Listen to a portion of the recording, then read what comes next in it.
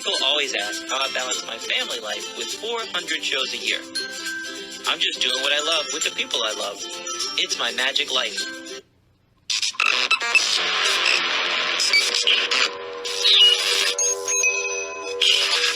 I like Wes Iseli. I like everything about him. All right, guys, we're back. And this week we have a legend in magic. I know I say that a lot, but this dude is awesome. One of the best close-up performers in the world. Alan Rorrison, guys, magic creator, magic consultant, and I'm telling you, an amazing, creative close-up magician. Alan, what's up, buddy? How are you? How you doing? I'm absolute cosmic, buddy. I'm living the dream. As always, thank you for asking me to come on. Awesome, man. Hey, thank you for coming on last minute. This was one of those things I reached out and said, hey, do you have an opening? Well, when do you have dates? We have tonight, tomorrow, or I can give you further out. We had an FBI agent that was supposed to be on today, and he had something come up, which I totally get. So you're not second fiddle. I promise. Thank you for being on here. I'm loving this. But thanks for the short notice, man. That was awesome. You filled in a gap for us. That really helped us. Probably sure the FBI agent would have been a bit more entertaining as well. That's kind of one I'll need to tune in on. That one has piqued my interest slightly. Yeah, man. I don't know anything about that world, just what I see on TV. So right, exactly. I'm kind of curious. And what can they talk about? Who knows? We'll see. That's true. So here's the thing. I know you from afar. I know you as a magic creator, mainly. Close-up Sure. magic and magic creator. I talked to him 3 minutes before we got on the air, and I found out so much more. This dude is one of those onions that just has all these layers and all these different things. And I don't know if an hour podcast will be enough. So let's get into it. What was your start in magic? What gave you that magic bug, that bite? So I started quite early. I started when I was 9 years old.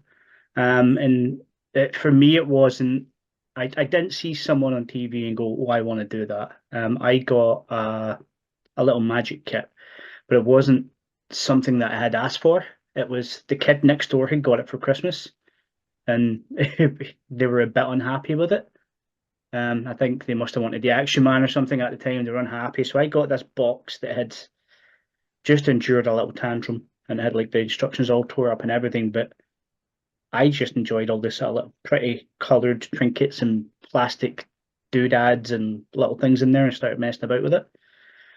And I must have spent like that whole sort of holiday period just messing about with this stuff, figuring out what it all done. For me, that's always been the fun side of magic.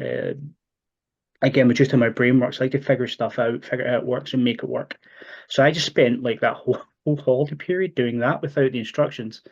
They eventually did come to me and taped up, and I realized I'd been doing some things wrong, but I mean, it still worked. Can't complain. But yeah, it wasn't like I saw someone on TV and said, "Oh, that's cool, I want to do it." It was more of I got a box full of what was basically puzzles at the time and wanted to figure out what it was, and then it stuck for a good bit. It stuck until, again, I think I hit my teenage years, and then it went away for a little bit.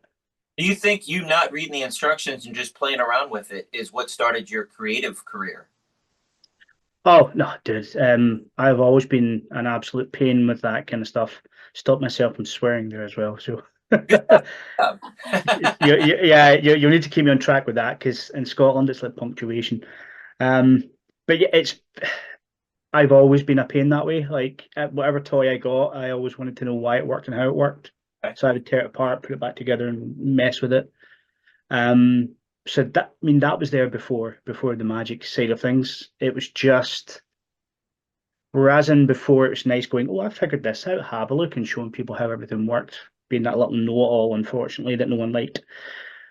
On the magic side, I got to keep the secret of how it worked and have them still be interested in the outcome, which was a sort of new avenue for me, which I liked. And again, it sort of tickled a little part of the ADHD in me that I didn't know that was there at the time.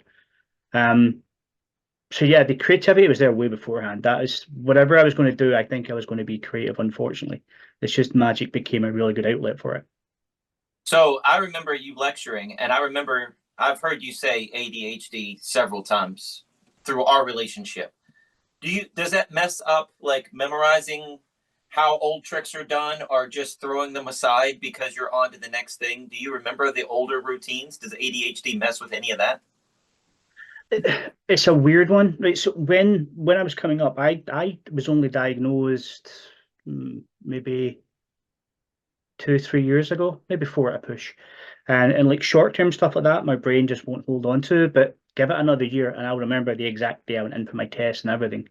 So it's all in there. It's just stored, and my brain's got to figure out a way to access it again. It'll Right. get there. It's fine.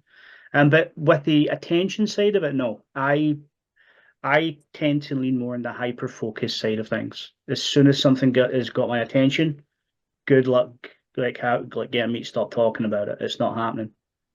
That's that sounds It, like a great. Not that it's a memory it's issue. I wasn't trying to say it's a memory thing. It's just that you're bouncing off the wall. So that is old. yeah. This is new. I don't even remember what that was. I'm onto this. I didn't know if that was the way it worked. No, I hyper focus on things. The main issue I've got is my brain does how to. It's a weird one to describe. I'll have like 12 different conversations going in my head at the same time. Like right now, I'm having a nice cordial conversation with you, and you have my fullest attention, I promise.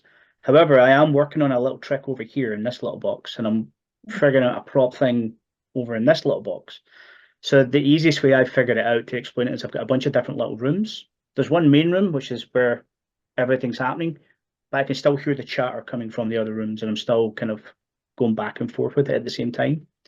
So over the years, I got good at just if it's something that I knew was going to be beneficial, like if it's a trick idea or a method or a crediting for something, it gets its own little room and it stays there, and it means I can pull from it a bit easier. But it took a while to kind of figure that out, and before it's just a bunch of chatter going on, I didn't know how to sort of compartmentalize it. Well, until you figured out that trick, it must have been exhausting. I Oh, mean, it's rough, yeah, yeah. God, rough, tiring. Like teachers didn't know what to do with me. School was quite funny because over here, um, teachers were very old school and stern. I mean, I'm older than I look. I'm 43 this year, so I was still at the time where teachers would just be rude to you, like if they thought you were slacking or whatever. Um, and every report card I got was like very lazy. One of them called me an idiot. One of them called me stupid. Aw. They end up wanting to get me tested, thinking like I had some other sort of developmental things going on. So I had all that kind of thing happen up until we started doing our exams. And then the results for those would come in and go, oh crap. Like wow. it's the problem I had was I took an inform you've told me what the information is. I now have it. Thank you. It's good to have. I understand how it works. If I didn't ask the question, I've now got it. Let's move on to something else. And we weren't moving on because they had a lesson plan and a structure. So I took it all in. I done just fine with all my exams. As I said, I'm now sitting on 2 degrees. I retain stuff, which now I know what to do with it is great. But back then when I didn't, it was very. Again, even I thought I might be a bit different at the time. I thought I might have been slightly slower than most or whatever, but it's just I didn't know how to apply it right at the time.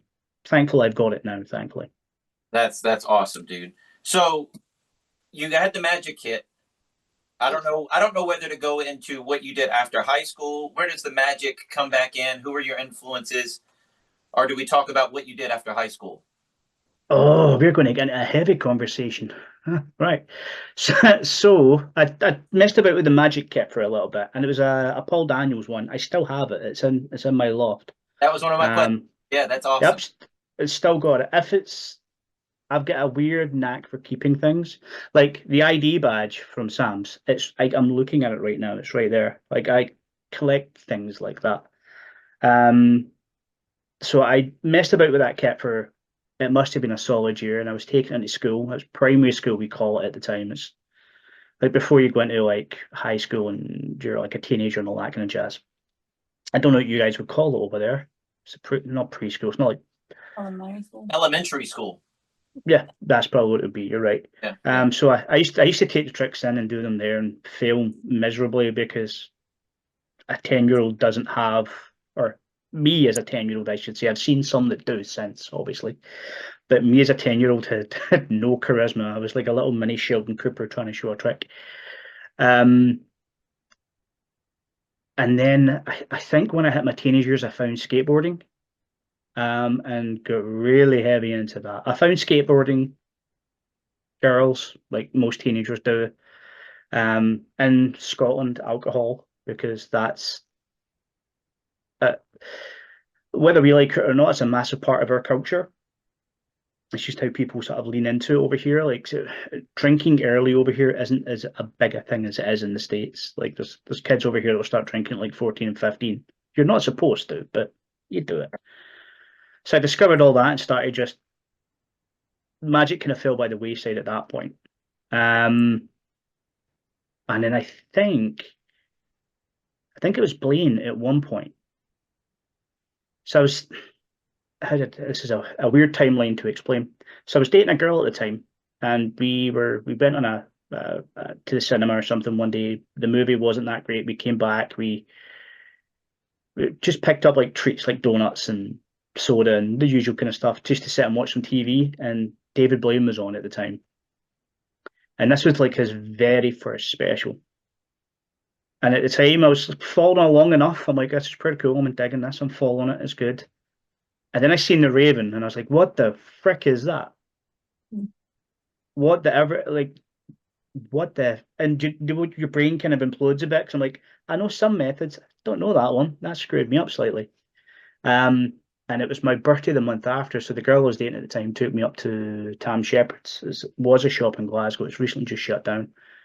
It's the shop ran by Roy Walton. We'll get into a story with him in a minute if you want. And they had this thing, this Almighty Raven thing, and I had no clue what this was.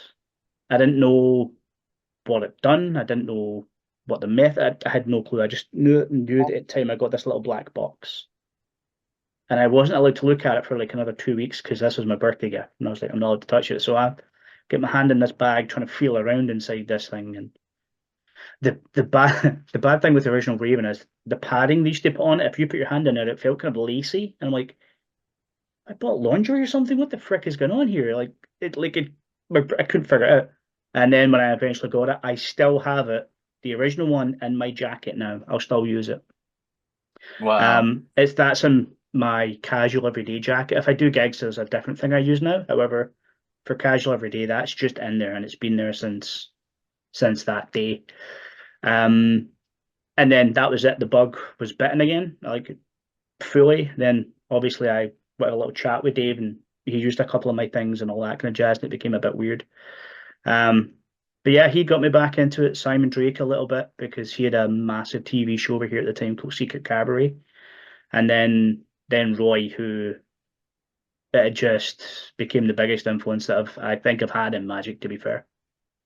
How long did the Secret Cabaret run? Because over here it's different. You're finding little clips every once in a while. Oh, pardon me, I'm just taking a sip of my water. So I don't quite remember. Okay. And the problem is I shouldn't have been watching it. It used to be, I believe it was Channel 4 at late night, and you got clips. And the thing with Secret Cabaret was you had Simon Drake, who would do some awesome, weird, obscure magic. And then you had like a burlesque act, and then you had like a good cabaret act. It was like a good cabaret show. It was great.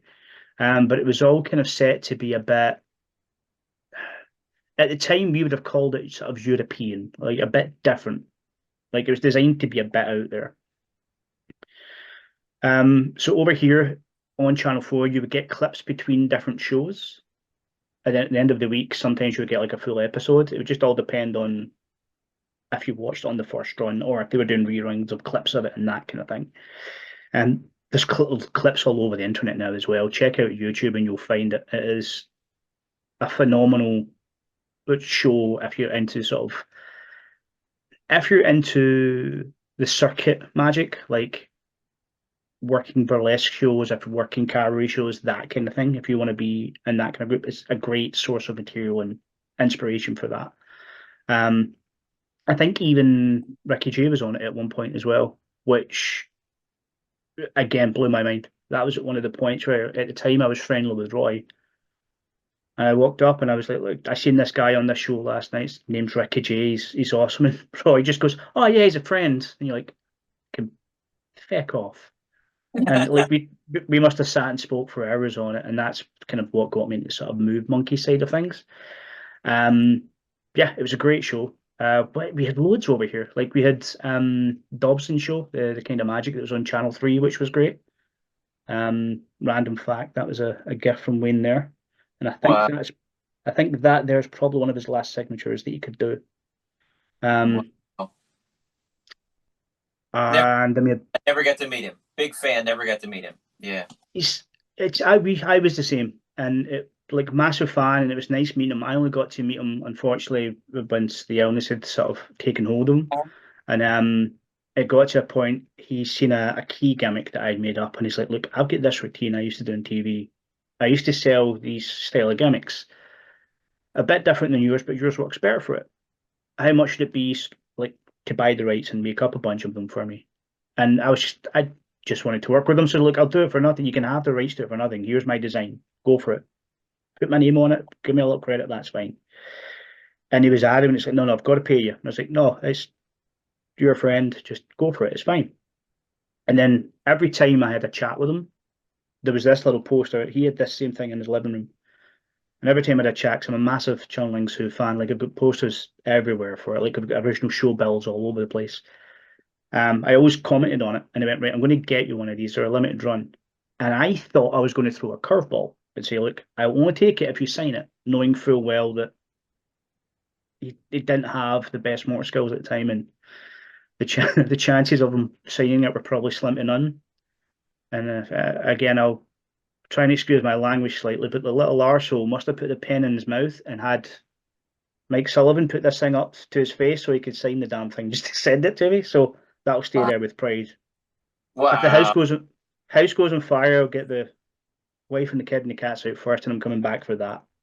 Everything else I can replace. That's mostly. Awesome. Wow. All right. So tell me about Roy, because I don't know if I know Roy.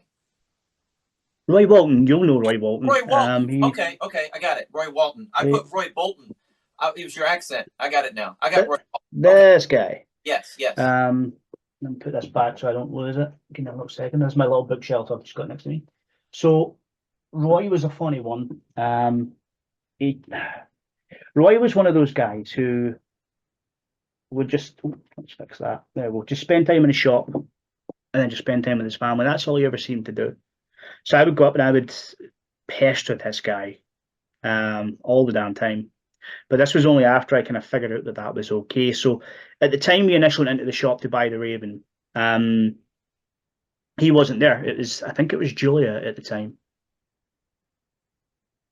Possibly. It was probably, it was either his daughter or his wife. One of the two was there, and that's where I bought it from. But then obviously life kicked in and I broke up with that girl. In all fairness, we were young. It was just that. There was sort of no bad blood in it, but ADHD here didn't know how to process that. And I was in a rough place, and I was gearing up to do something very, very stupid. So I walked into the shop one day, just wandering around, and I was decided, look, right, this is my time here. I'm done. Don't need to be here anymore. I'm going to go home and just sort it on out. And on the way home, I was walking past the shop, so I wandered on in, and Roy was standing there and just chatting a bit of magic. And I think the head case spotted something was wrong on me, and he was like, "Want a cup of tea?" I was like, "Yeah, sure." So sat at a cup of tea, and we're chatting away about a trick. And he showed me card warp at the time. I was like, "That's awesome." And he handed me the manuscript, and he's like, "Take it home. You're going to come back next week and show me it." I was like, oh, "Done deal. Cool." So again, all the horrible thoughts that were in there were now gone and just being replaced. Went home, learned the trick. Well, learned it as good as I could. Came back up the next week, showed him it, and he's like, "Perfect." So I went to hand him the manuscript back, so he signed it. He's like, "No, that one's yours now. Enjoy." It's like, very nice, very kind. How much do I owe you? And again, wouldn't take money for it. And then since then, he would just like set little challenges to keep my brain going. I think he understood I was a bit different at the time. I hadn't figured like shit out yet. So again, sorry for the swearing. If it gets too much, just give me a slap and pull me up. Good. Fine. You know, Just I see you as a funny. You always have little quips. You're always just making everybody laugh. You're so much fun to be around. I can't imagine you being that down at all, much less that far down.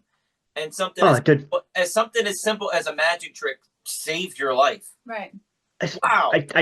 I think it was the process. See, having something else to focus on at the time, because at the time the girl was just like, "This just isn't working out." And if fairness to her, fucking wasn't. It just wasn't. She was right. Um, and she had to do what she had to do to keep herself sane and fine. Get it. We now chat back and forth. We're kind of friendly now. It's all good. Um, in fact, I don't think she really knows this, to be quite fair. But yeah, it was the process of it. I still have the original manuscript. You really I do. still have it. Wow. Yeah. So, Wow. story about this: I borrowed this out to someone, and they lost it. Oh no. So I was trying to for ages find another one that I could buy, just to have. It wouldn't be signed anymore, but just to have a copy. So I found one on eBay, and the guy turned around. In fact, he sent me a nice little letter too. Let me just see. I think this is one. He sent me a nice little letter on it. And he sent me another one. He's like, "Look, I've sent you two. One is the one you paid for, which I'll keep the money for, but I've sent you another one which I think belongs with you." And I'm like, "What the hell do you mean?" So the one that I had borrowed out to a buddy, and again we'd lost contact and it had vanished. He must have just sold all his stuff on at one point, and this guy who deals with old books and had found it, and then Wow. noticed my name and went, "This is yours." And I went, "Jesus Christ! Well, cool, thank you. That's great." So I've got it back now. It's there, and it's sitting there waiting to get framed. That will get framed in a little UV frame, and it's going to go on the wall somewhere. But Wow. yeah, so getting that, I think it was the process of it, getting that and knowing that I had somewhere to be the next week to show someone was it. And then at that point, obviously, I bought the books and went a bit nuts. But Roy was just kind that way. He was just a good guy that way. He was a good guy in all ways, to be fair. When I first saw Card Warp, a magician said, "You buy me a beer and I'll teach you how to do it." And I showed up with a whole bunch of just cards that we were going to rip and practice this trick. And I showed up with rubber cement, invisible thread. I had no idea. All sorts. I had no idea how it worked. Yeah. Dude, I genuinely have an image of it tattooed in the back of my calf. Again, just because it means something to me more than the trick. Yeah. So I kind of keep that there. That's one of my go-tos. I still perform that daily as well. It's one of those stupid routines that just works. Yeah. Well, it's good. And for you, I don't think I'll ever be able to perform it without thinking of your story and how impactful that little trick could be. I mean, it's a great trick. I'm not belittling that at all, but wow. Absolutely. Wow. So go ahead. You were going to say something. I was going to say I don't think Roy ever knew that as well. I never told it. He knew something was up and he was helping out in a way, but I don't think he knew the sort of impact it had on me either.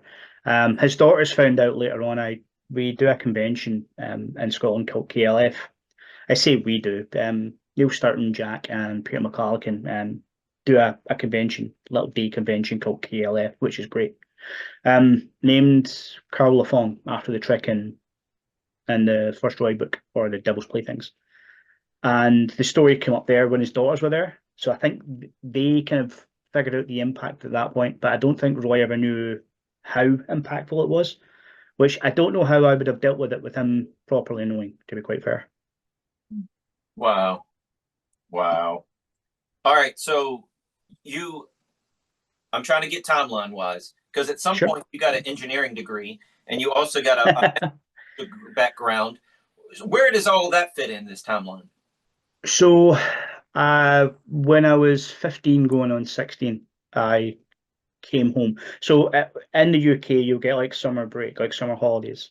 And it's usually about 6 weeks you would get back then. It's about 7 weeks now, but it was 6 weeks back then. And I came home at the end of fifth year thinking, right, cool, I get to have 6 weeks off. And then by this point, I was beginning to figure out how my brain worked a little bit. And I knew that I'd figure, because I've done my first round of exams at this point. I was like, I'll figure stuff out, we're good. I don't need to worry about things. The information's there. Once it's in, I'm good. I thought I was going to go back and just have like a chill year, like a quote unquote gap year, but non-gap year, if that makes sense. I got I got home at 3:30 that day, because we got up a little bit early, and my dad turned around and was like, "All right, yeah, you start working Monday." It's like, Oh, what? He's like, "Yeah, you start working Monday," and I was like, "Where? What?" Is it shipyard? So do I not need to interview? Nope, it's all sorted out. Go see your Boys Brigade gaffer. So Boys Brigade in the UK is like it's like a boys group, like scouts, that kind of thing that you guys have. And my team leader at that, my sergeant at that was my gaffer in the shipyard. He was my boss. So yeah, I came out of school, walked in there, got chucked into one of the most volatile working environments at the time for a small 5'4", 15-year-old boy. It was mental. But I'd never change it because again, it kind of got me down the problem solving route and the engineering sort of side of things, which kind of sparked that interest. So I went and done that. I got my apprenticeship in that, and as soon as I completed what I initially wanted to do and what I was gearing up to do in my classes in school was to go and become a nurse. So I went, while I was doing magic consultancy and all that kind of jazz, I went and got my degree in being a nurse. And at the time, you could do your 3 and a bit years to get your degree, and then you could do an extra 1.5 years. And it's like basically like a fork, but you go become a midwife with the extra 1.5 years because you'd already done a bunch of the work and your RGN degree. So went and done that, and there's a slight story there, but we'll go into that in a minute. The day I got my degree in, like through the post, like, and I had it in my hand saying, "Congratulations, you're now a midwife. Go look for placements, go apply for jobs, all that kind of jazz." And you got like a little pack that would give you tips and all that kind of thing for interviewing and how to write your CV properly for that kind of role. At that point, Magic was making money. Like I got asked to go on a couple of TV shows to be a consultant and that kind of thing because people had figured out that I don't just think on weird ideas, I build them and I make them work. So I just was like, I could be here and do this, or I can go down to London for 6 months and give it a go. So I'd done that. I think the first show, in fact, the first official show was Dynamo, end of season 1, going on to season 2. And wow. I didn't have I had a meeting with them up here. They come up here for a shoot or something. I can't remember what. And we went for dinner and like, get this trick idea. We kind of want it. And I was like, right, cool, done deal. Right. So wow. I didn't know at the time. I was like, what's your rate? And it's like, no, how much do you want for the rights? And I was like, right, so what do the rights entail? And they went through the usual deals. And they were, Dan, who was Dynamo's manager at the time, stupidly helpful. The guy's a genius, like full blown, whatever this guy touches will be gold, but absolute genius and really nice and really helpful. Chatted me through it all. And I was like, yeah, cool, done deal. That's fine. We'll go for that. And I got a little deal, which meant I had a little bit of money. And I was first time I actually had, I think it's like maybe over £3,000 in my bank account for the first time ever. To me, it was like, I'd never seen that money before. I was like, this is amazing. So we'd done that and I sent down the trick, but I also sent down a couple of other prototypes for the build up to it that might have worked well on camera to give them a bit of visual and all that kind of jazz. And then little write-ups on how to fix it all if need be, thinking that they'll never see me again. And I got a call a couple of weeks later and like, look, we're needing some things for the last episode in season 1. Then we want to have a little chat about season 2. We've got a flight booked for you. Come on down. We've got a hotel already sorted. Well, it wasn't a hotel at the time. They'd rented an apartment. Got an apartment there ready to go. Come on down. We'll have a little chat and we'll figure it out. And then I was there for 6 months. It just is what it is. I went on day rate and I was there for 6 months. Done that, came home for a month. And then the next season started right back down for another like 6 to 8 months. So I just lived that lifestyle for a bit. Before I met my wife and that kind of stuff, I just bounced about. Like before I met my wife, I was gearing up to move to LA for a couple of shows over there. And then my wife wouldn't move. So I was like, well, I guess I'm staying here. Yeah. So working in the television background, you don't get to do only close up. He did some big illusions as well. Did you help consult for those? Are you allowed to say which ones you worked on or all of them or? You just can't say NDA. I don't want to get you in trouble. So I can't say specifically. Now, the one thing I will say is he had a few good guys helping with some of the bigger stuff. There's a guy called Paul Cook that done a bunch of stuff for him, sort of bigger wise. But we all helped out a little bit here and there. Where Paul done the heavy lifting on getting the bigger stuff built, just because that's what his company does, and he was there before me. We all kind of put in our little bits here and there, whether it be just ideas and that kind of stuff. But it was a fairly fluid creative pool. Building close up, sort of gimmick wise. There was a couple of us, like myself. I was there primarily. I was there a lot, just building. I was happy doing that. Then we had a guy called Jerry Sims in for a couple of days, or was he on Troy? I think he was on Troy. On Dynamo, we had Alex Rangel, then Garcia came over for a while. It was fluid. Like it changed a bunch, but everyone put in ideas everywhere. That's awesome. It became such a sort of weird flow that there was even some ideas that we'd filmed that just never made air. Yeah. Unfortunately, because some of them were fantastic ideas and like great. It's just how TV works, unfortunately. Yeah, it's for magicians. We want to see like the stuff that never makes the air, though. We want to see that too. You know? Yeah, We gotta have footage of that somewhere. We need that for our jobs. It definitely exists. It definitely exists. The one thing I'll say is I do have some like behind the scenes footage that I have just filmed. I think we all do. But that again, we're NDA'd up, so we can never share that anywhere. That's just for our own entertainment, thankfully. Yeah. So Troy, I remember seeing Troy, but over in America, it wasn't anywhere near. Dynamo got over here, but not anywhere near what it was where you are. Sure. But Troy, I remember seeing him every once in a while. That was just close up as well. Did he do anything bigger? Did he do a final finale illusion? Yeah, he'd done it was very much Channel 4's version of Dynamo. Okay. They had a very specific thing they'd set out to do. They'd found a good looking guy that could do magic who's got some chops, and they just made their own style of Dynamo show basically. It's what it was. I think all the channels were trying to do it at the point. Right. And I got one of the guys that was working on Dynamo with me was now on Troy, and he's like, look, we need someone to come in and just discuss a few ideas. And it's another one of those ones where I went and discussed a couple of ideas, and then I was just there. That was it. And then I didn't get a call back for season 2, which was quite funny. So didn't get the call back, which I get it. Some companies do it. They want to try and dig into the pool a little bit. And then it was about 6 months into production for season 2. I won't say the name, but I had my buddy that was working on it phone up, and he's like, look, we've got a bunch of ideas that are signed off by the channel. We had a consultant in that was doing stuff, but we still need a bunch of stuff built. Can you help? And I was like, I got a couple of weeks. Yeah, I'll come down. The couple of weeks ended up in another couple of months again. But so I got down there and I was looking at the wall. Now the wall is all production companies will have it. It's just a wall that's got like notes and post-it notes and everything everywhere saying what's going on. And I was like, right, so you've got this bit saying here, all of these are signed off by the channel. That means that in a meeting, the channels went, we can make this work. This will look good narratively. Let's do it. Like, so where's the methods and where's the boxes for this? And I went, oh, we don't have them. I was like, why are you pitching ideas to the channel and getting signed off where you don't have methods? Like, did he have a method? I was like, oh, we don't know. So, Oh my. yeah. Hey, we worked on Carbonero, and we had similar.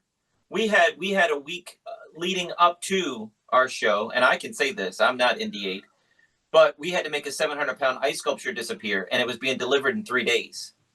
Oh, I've got an ice sculpture story for you in a minute as well. Yep.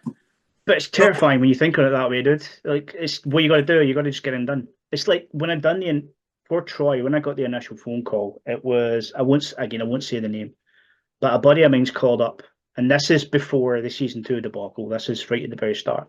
It's like a buddy phoned up and said, "Look, I'm working on this pilot. I've been consulting away. We've had a bunch of ideas, but I have to go away and do this other contract." And I knew what the other contract was at the time, and I got it. And he's like, "Can you come down and just oversee shooting the pilot?" And I was like, "Yeah, sure, done deal. It's not a problem."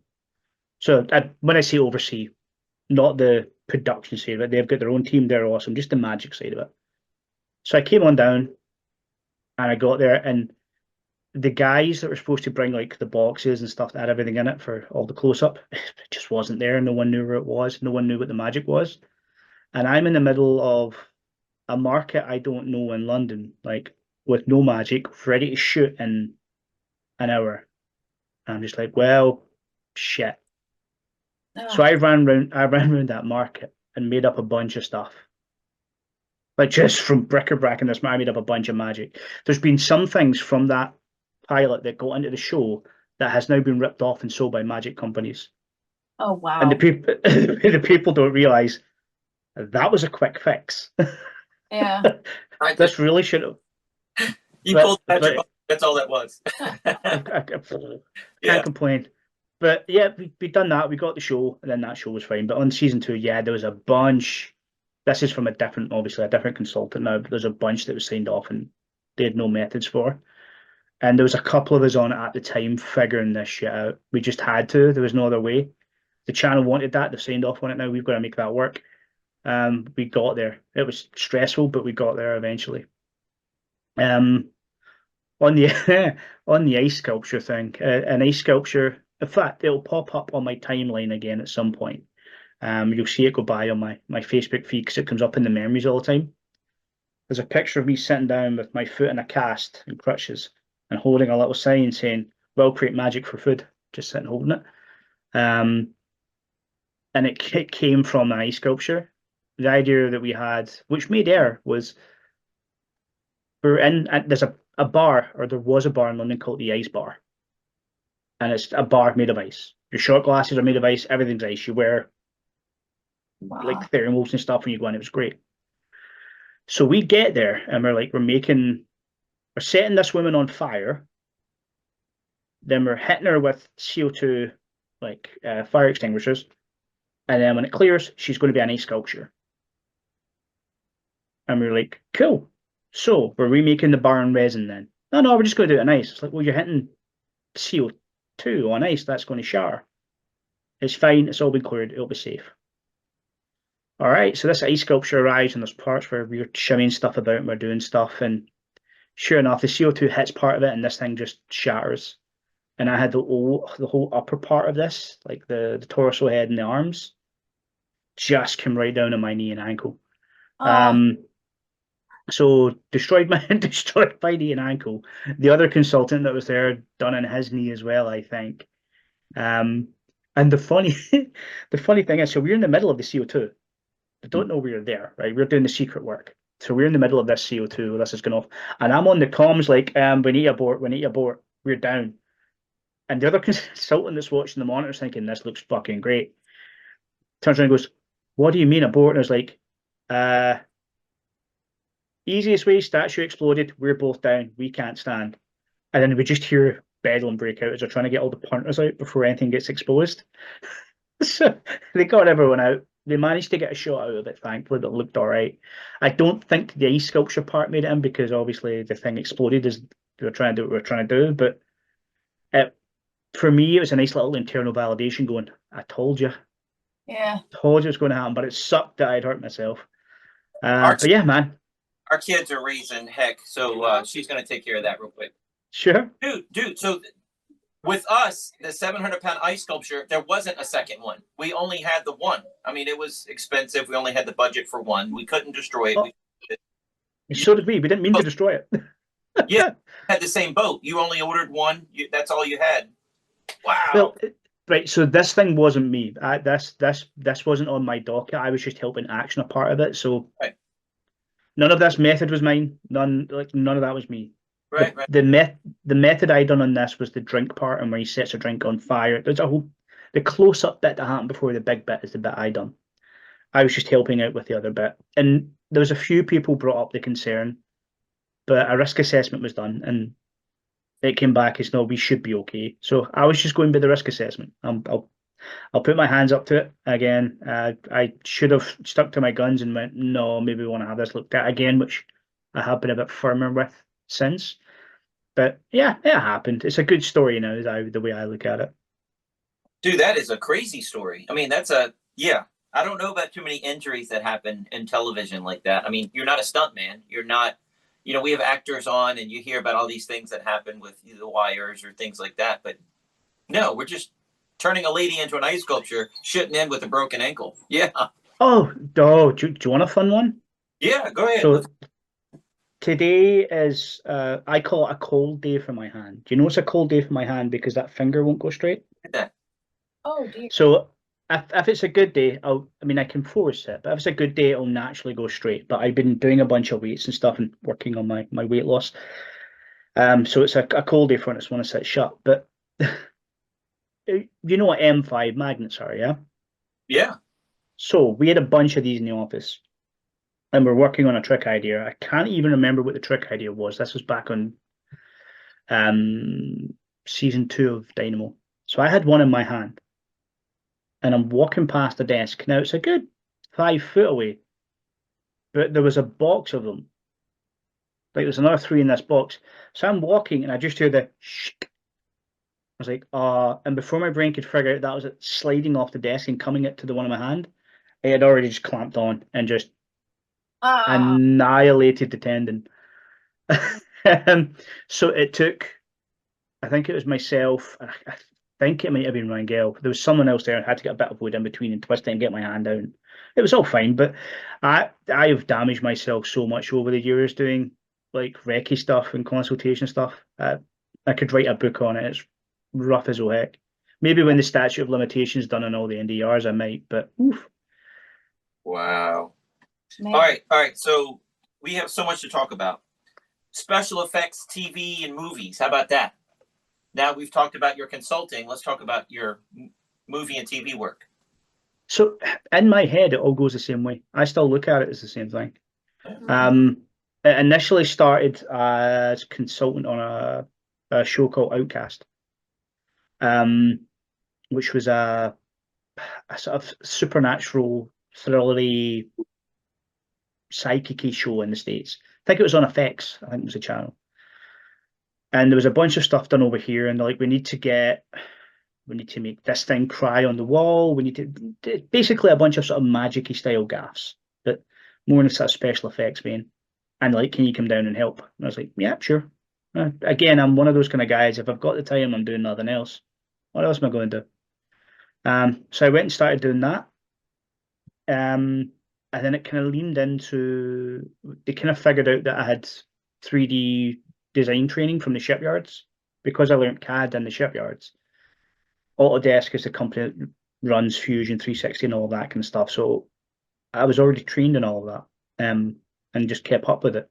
So I started doing a bunch of assets and that kind of thing. So there's the annoying thing about this is it's always for companies, so you never get your name in anything. But you can see the company name there. You're like, yeah. The bit I like is if I'm sitting watching the fact that there's a Comic-Con we went to at the weekend there, my buddy and I. And one of the files that I can't say what film it was, but one of the files that was in this film, they used to print a prop for the film, and the file leaked from the studio or from the prop makers that were making them up for the movie. And I'm just walking through this Comic-Con and someone's selling little versions of this. So I pick it up and I'm like, oh, fuck, yep, that one's mine. And the girl was like, what? And it's like, oh, yeah, I designed this. And she's like, oh, we've got the file offline. She's like, no, it's cool. I'm not. Have at it. I hope you sell 1 million. It's fine. I've been paid for this. I don't care. Go nuts. I was like, do you know how I know it's mine? She's like, yeah. It's like, because I screwed up the teeth on it right here. It's like, it's not quite right. So I showed her the bit. She went, oh, yeah. So there's been a few times where that kind of thing's happened, and then there's been a couple of TV shows where little bits of mine will pop up, and I'm kind of sitting and go, yeah, me, yeah, got it, mine. And then my wife is kind of over it now, which is quite funny. But yeah, I still do stuff like that now, and then that just kind of leans into I like to build random props because I'm a big child.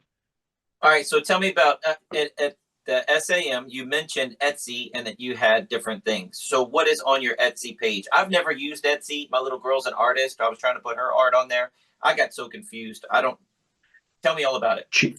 Just now, there's nothing because it's sold out, thankfully.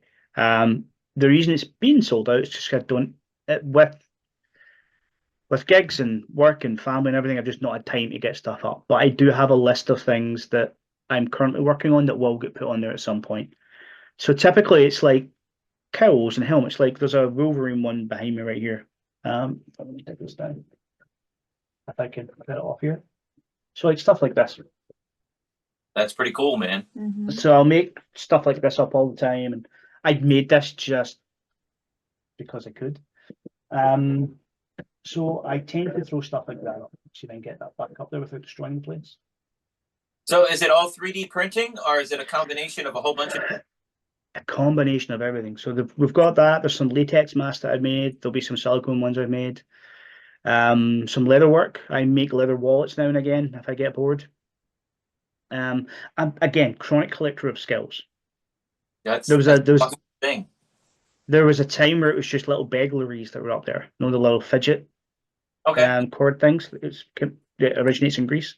I was just tying those up as I was sitting bored watching TV and thought, I now have 100 of these. I don't need 100 of these. I was just keeping my hands moving, tying things. So I sold a bunch of those on there. So whatever craft I'm making my family endure at the time will surely enough end up on there at some point. And then there's always bits and bobs of, like, just now I'm working on my Halloween, which is going to be Judge Dredd. So I'm looking at his armor here, and then his helmet and gun and stuff over here. Once I'm done with that, those files and the actual parts will end up on there at some point as well. Just because I don't have the room here. It's a small house we have. That's awesome, man. That's awesome. So what about your magic products? Are you still putting out new products all the time? I see stuff that I haven't seen on your website. But I mean, with you being so busy, are you still putting out stuff? The website I will, but again, the website is when I've got time and when I've got stock. I tend to just sell rights more to a company and say, right, you deal with it. Okay. Here's the gimmick, here's how it works, go make it, do it. And I've been fine doing that, but I've just been consistently releasing stuff for the past 15, 20 years. That'll never stop. It's the way I look at it is this: if I've got an idea in there, I make up so much in my head that I won't use, but someone else might. So I may as well get it out there. Yeah. I'm currently set. Oh, I have pardon? a couple of your Prohibition Monties, but I didn't see them on your website. So that's something you just sent to another dealer? That is a company called 1914. They Okay. had the rights to it. I have now just got the rights back. Okay. That Steve Christopher's company is a buddy of mine, and he's like, look, so he's primarily known for mentalism, and he was trying to just get a couple of sort of magic-y things on there, and that was a stupid routine that I carried in my wallet. I still do now for decades. It's just a way to make two-card Monty a bit better and hit a bit better, and it gives you a nice ending, and with the card fused together. So that initially went to them. And then he's away doing other things. So I think that company's kind of going by the wayside a little bit. Or someone else is taking over. I don't quite know what's going on with it, but I've got the rights to that back now. So I'll be approaching a few people because I think it is too good not to have out there. But there's a few little things like that. Don't get me wrong. There's a few things that I sold at the time and then found a way to get the rights back because I still want them. Some things I'll hold on to. I've got a few, like my Torn Restore card I'm currently doing. I'm never selling it. I just never will. I can't justify it. I don't think I can even give it to someone as like for a TV show or something. That's mine. Wow. It's what I done at Fem 4F last year or this year now, actually. I can't sell it. The method is too different. It's a single card, Torn Restore card. You tear a card, you put it back together, and you hand it out. You do it in their hands. I think it's the best, but I'm incredibly biased. I think it's the best way to put it. So I'll never sell that. But there's stuff like that I'll never sell and stuff that I'll just keep to myself for a bit before I'll let it out. But I've got notepads full of stuff that is ready for release. And when I do, they will be going on my site. Awesome. And that's alanrorrison.com. That's it. But are you still doing your Instagram videos all the time? I used to see you all the time, but I post and go. I haven't seen it. I've slowed down. This is going to sound a bit pretentious, and I get it, and I apologize for it. But I was doing that when no one else was. Right. Like no one was doing like incredibly short form, just snappy visual stuff. It wasn't a thing. And I was only doing it at the time I was doing it to have a record of the idea for myself so I could look back at it later and go, oh, that thing, and then go back into it. And it just became like a running little thing. I would do one every couple of days. Um, I've not done one in a while. I do have a list of things that I want to start just doing little snappy videos for again.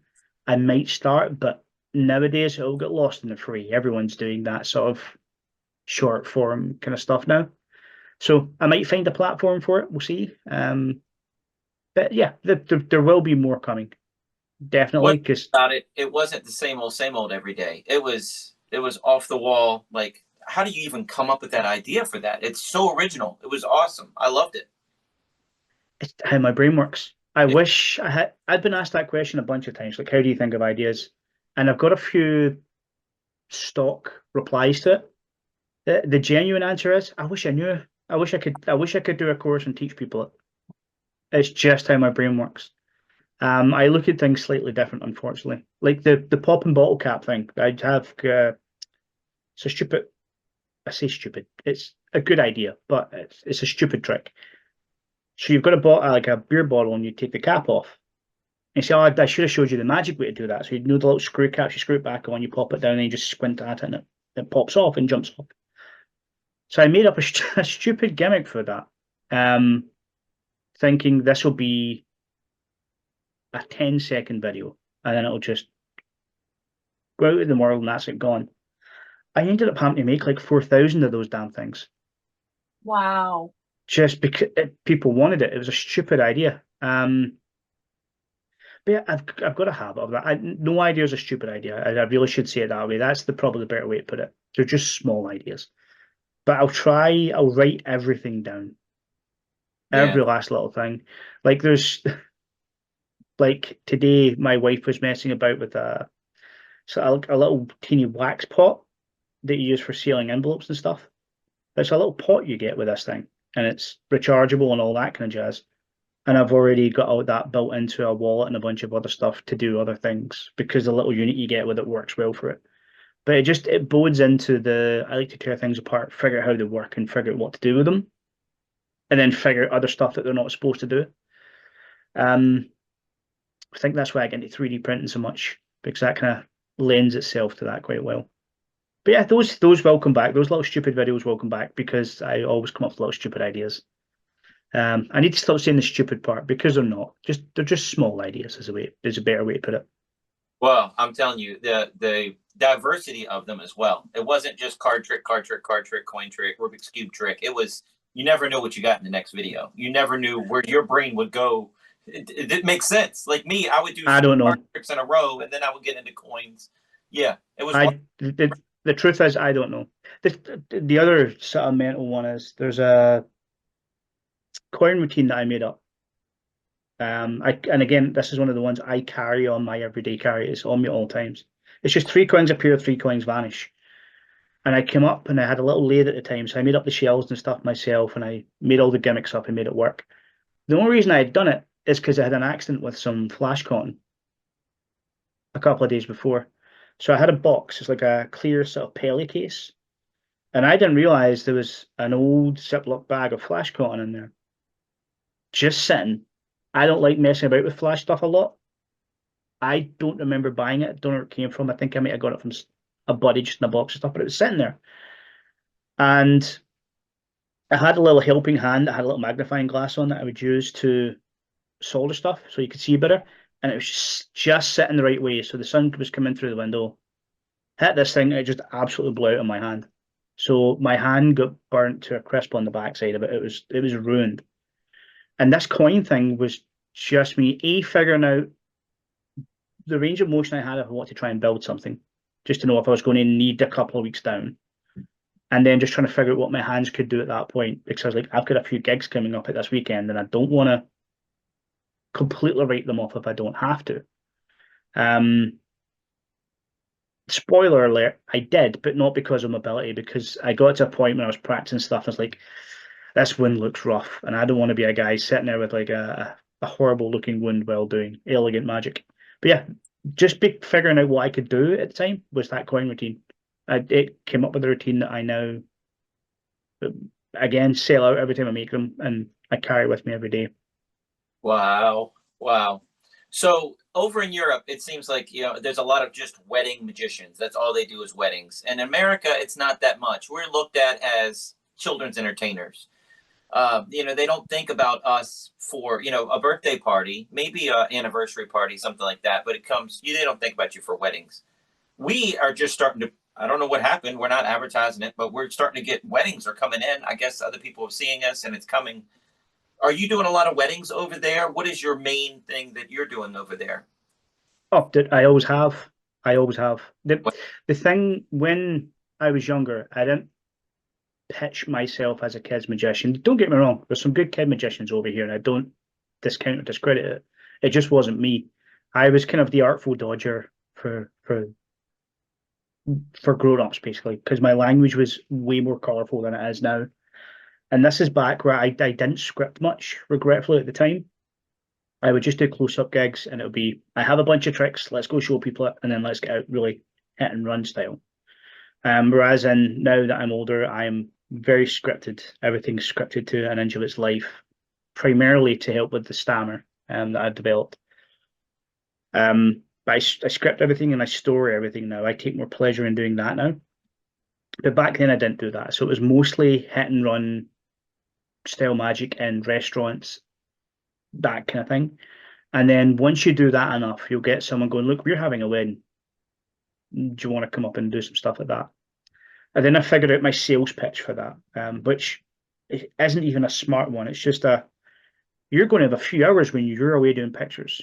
Your guests are just going to be drinking, getting bored. Let me go in and just help them out a little bit, keep them entertained. And it's the best sales pitch for a wedding you're ever going to get. Because it always works. True. We were at a wedding a couple of years ago. We were like, this is the most boring. Nobody knows anybody. It's awful. And we're just waiting on the couple. Yeah. Yeah, it was That's awful. it. Yeah. It was the best pitch I ever done. Now that I've went and done a few MC courses and that kind of thing, you can pitch those services now as well. But that's kind of just always been the market over here. It's always been huge that way. Christ, I've even done funerals. Wow. I've done 3 of those over here. There was a guy in Edinburgh who turned around and said, look, my dad has just passed, and he was always doing tricks and playing jokes and stuff on his grandkids and all that kind of jazz. We'd love you to come up, but not for the service, but once the service is done, we're going to be here. Can you come in and just do some magic? And I was like, yeah, sure thing. Done deal.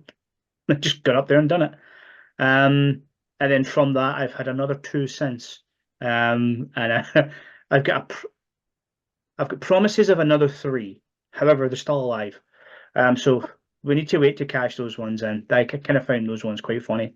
But it's a weird thing over here. People look at it quite different. It used to be you were looked at like your uncle with a pack of cards or that stupid kid's magician with all the colours on and that kind of thing. No, I'm not saying that. I love those guys. There's beautiful magicians as well. Just the way the public looks at it. But there was a weird shift, and it was definitely around the whole Blaine sort of time when people figured out that it didn't need to be as stuffy. It could be something a bit better. And then once the wedding market hit, it used to be I'd be at wedding fairs and there would be myself and that was it. Then balloon guys over there for the kids and DJs and bands and all that kind of stuff. Now there's about 3 magicians at each. And we've all got our own unique selling points. We all deserve to be there because we've got a slightly different style for slightly different weddings. But that's just always been a big market here. Always. Yeah, it's crazy. Great. I've always heard it's big, and I've done a few weddings over the years, but I mean, we booked 3 in a week and a half. Yeah. That's really weird. It's interesting. It's great. Great, but weird. Dude, this time has flown by. You have any final things to say? We have a few minutes left. Is there any other stories you want to get to? Before we get to the Patreon extra stuff, is there anything? I don't know. You always get this question at the end of these kind of things, and I said this to start. I like talking. I mean, I get it. I like talking, and I like talking about myself, but I don't like bigging myself up. It's just not what I am. I've never kind of really been that way, so I never know what to say at these points. So it's always the best thing to say, like, do you have any extra sort of little bits you want to know? Any Yeah. There's got So to be something that you're holding on to. let's know about. I want to know about your family. We perform with our family on the road, so that's unique and different. I bring 4-year-old twins, a 13-year-old daughter, doves and bunnies in an RV going around the country Whew. pulling a trailer. Right. So, does your kid have any interest? You just have one child, right? A boy, girl. I have one kid, little boy called Spencer. At this point in time, he is now 7. He has zero interest in magic. Don't get me wrong, he understands Daddy's a magician. I don't think he understands how much of a magician Daddy is, because I'm just still just Dad. So he's not got that much of an interest in it as of yet. I'm sure it'll happen at some point. My wife fucking hates magic. Hates it. Oh. Don't know why she married me. I kid you not. She like I've been at some of my buddies' houses, and the buddy will walk in and go, "Look, I've got this idea. Let me show you." And the wife will do the rightful thing. They'll talk to them like they're a toddler and go, "Right, show me." "Oh, that's amazing!" And just get them out of the room, like you should do. Pat their ego and get them out. My wife has got nowheres and graces on that. She'll roll her eyes and be like, "No." And the bad thing is she's now got to a point where she's seen enough and knows enough that she'll call you on shit now. Flash that there. Seen that. Done this. You need to fix that gimmick there, by the way. Like she'll like there's no politeness about it, which I quite like. It's good when you're trying to develop something, I guess. That's the sort of best way to be. But I think in my time she's actually seen me perform twice, I think. At Wow. push. And that's it. I learnt my lesson. I just try not to unless I really need to test an idea. Or if I'm developing like a magic app, I need to use her phone to test something out just to make sure it works on a different phone that doesn't have dev options open up. Yeah, if I can fool my wife with something new close up that I'm working on, I got something. Because I mean, we've been married 17 years and everything. You know, it used to be my mom when I was a little kid. Hey, mom, pick a card. Now it's my wife. Sorry. I call it the wife test. I Yeah. call it the wife test, genuinely. Yeah. If it passes the wife test, you're good. If I can get through doing something without Leonie rolling her eyes, I can look at it to go into the act. The bit that really annoyed me is I'm still working on this routine. It has legs. I just haven't figured out where those legs need to take it yet. So I'm working on this beautiful card routine, multi-phased. It's getting there.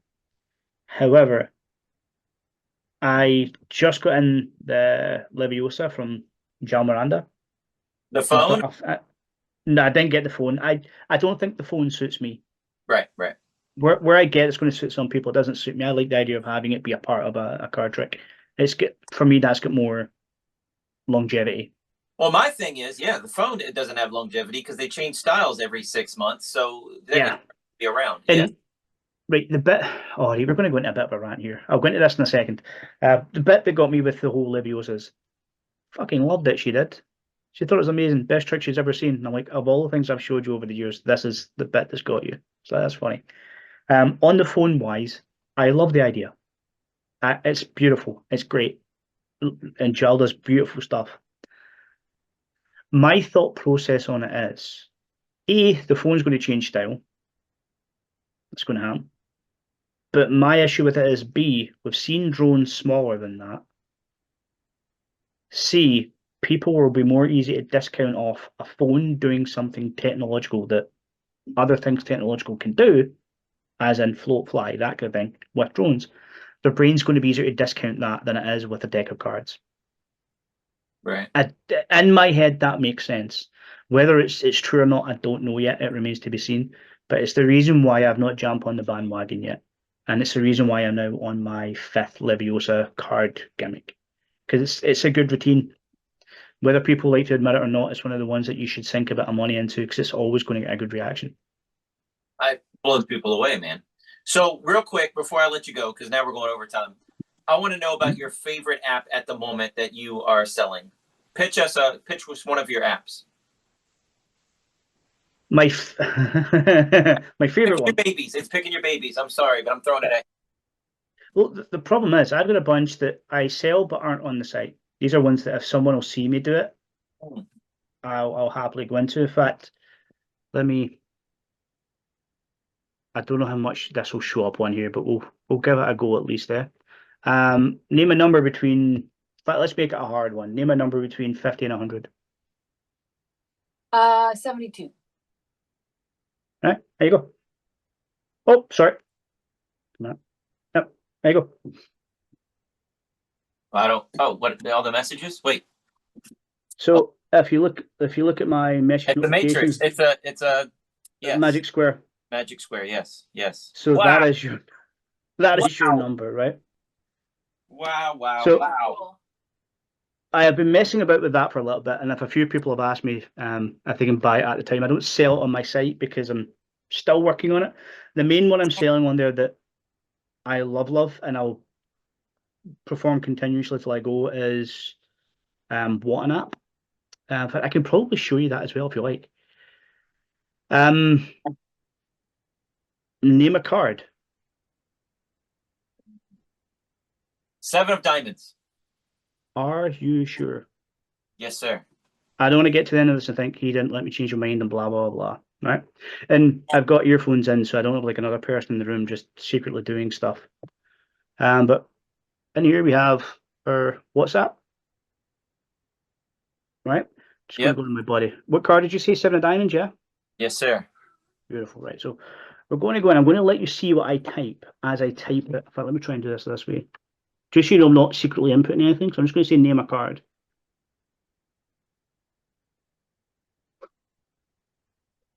My spelling might be off there because I can't see. Now, I just need to hope that John is on. Let me see. Oh, So there you for go. the He's popped on his there. He's texting a guy, John Templeton, and he asked, "What's the card?"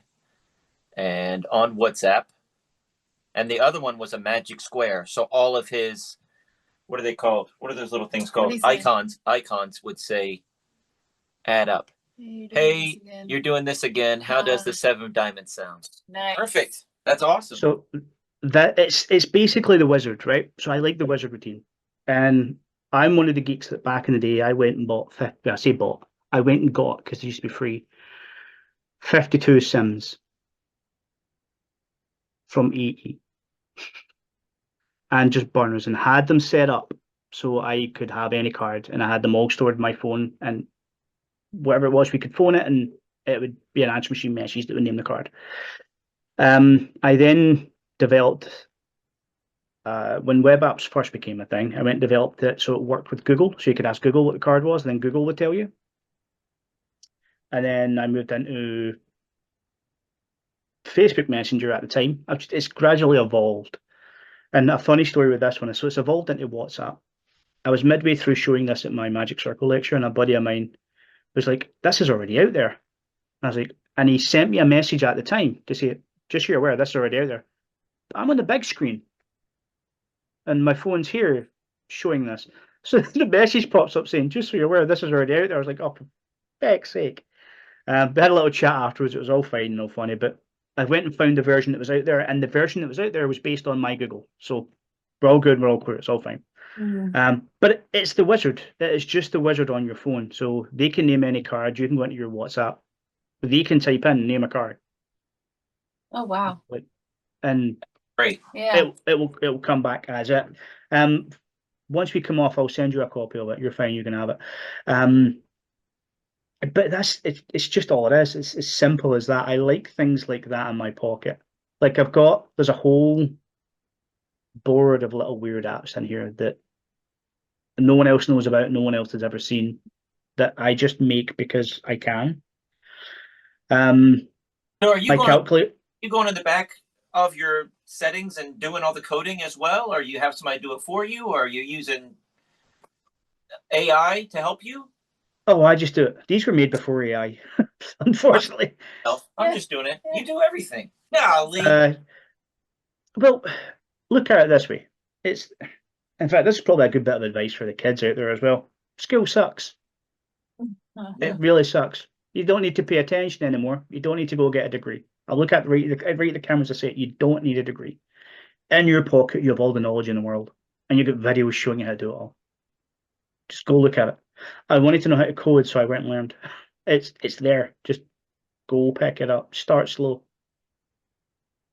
Wow. It's that simple. It's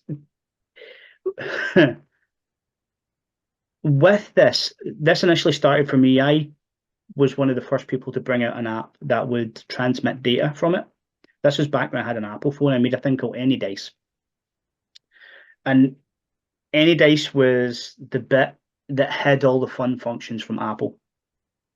So at this time, I didn't design all this. I had a buddy, Will, come in and help me because I didn't know any coding at the time. For Apple, that was, he did. And it's a dice. You could shake the dice, and when it stopped on the phone, it would bring it to my Pebble watch at the time and tell me what it landed on. That was it. That's all it done. But if you hit into the settings, there'd be something that looked like a notepad, so they could type what they wanted on the notepad. It would tell me. There's a calculator that done the same. There was also an unlock feature, like an I unlock your mind kind of thing. A lot of those guys ripped off a bunch of ideas from that as well. But that's just what happens in the sort of app space, unfortunately. It happens a lot in the Magic space now as well. It's becoming more common. But yeah, so at the time I just wanted to make that, so I figured it out. At the time, Will helped me with that, and then I went and learned myself how to upkeep it. And at that point, if I want to know something, I go and learn it. I've got a weird thing for that. Like, I wanted to know how our phone systems work over here, so I'm now going learning all that just now, just because it's a bit. Yeah, I don't have that information, so I want it. Wow. I feel like there's not enough space. I feel like I'm running out of data here, so I need to focus on just Magic. I don't. Yeah. You have other rooms though. I don't. Add in another room. We're good. Yeah. Okay. All right. Dude, you were awesome. Thank you so much for being on here. AlanRorrison.com. Go to the Facebook group. I'm going to put you links to all of his products and all of his Instagram and everything. You're the best, man. I told you he was an onion. Yeah. At the end, we said we're out of time, and he names 5 other things he's into. I know, right? It's awesome. I'm sorry. I do apologize. No, you're awesome. God bless you. Thank you for doing this. Thank you for being on. You're amazing. Only thing we have left to say is see you next week. Check us out online at wesiseli.com and patreon.com/Wes_Iseli for behind-the-scenes videos, blooper videos, never-before-seen footage, discounts on merchandise, magic trick tutorials, and more. That's Wes Iseli, spelled WESISELI.